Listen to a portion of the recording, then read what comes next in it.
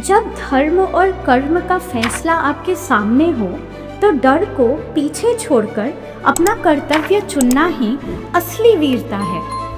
यही समझाना चाहते हैं श्री कृष्ण हमें और अर्जुन जी को आने वाले श्लोकों में। यद्र छया चोपपन्नम स्वर्ग द्वारम पावृतम सुखिनः क्षत्रियाः पार्थ लभन्ते युद्धमीदृशम। हे अर्जुन, ऐसा युद्ध तो स्वयं अपने आप ही मिल गया जो स्वर्ग के द्वार खोल देगा। भाग्यशाली योद्धा ही ऐसे अवसर को प्राप्त कर पाता है। जीवन में कभी कभी चुनौतियां अपने आप ही सामने आ जाती हैं। ये बाधाएं नहीं बल्कि अवसर होती हैं हमें ऊंचा उठाने के लिए। जो इंसान अपने डर से भागता नहीं बल्कि मौके को पहचान कर डट कर खड़ा होता है, वही असली विजेता कहलाता है। कठिन परिस्थिति ईश्वर की ही देन है जो हमें आगे बढ़ाने के लिए आई है।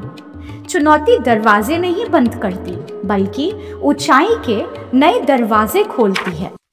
अथ चेत्त्वमिमं धर्म्यं संग्रामं न करिष्यसि ततः स्वधर्मं कीर्तिं च हित्वा पापम अवाप्स्यसि।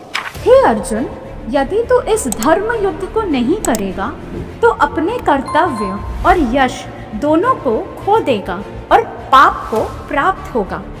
कठिन परिस्थितियों से भागना आसान लगता है, पर भागकर हम अपने धर्म और सम्मान दोनों ही खो बैठते हैं। हर इंसान का जीवन में एक कर्तव्य होता है, अपने परिवार के लिए, समाज के लिए और खुद के लिए भी। जब हम उसे निभाते नहीं हैं तो भीतर ही भीतर पछतावा हमें खा जाता है। सच्ची शांति और यश वही है जहाँ हम अपने कर्तव्य से भागते नहीं।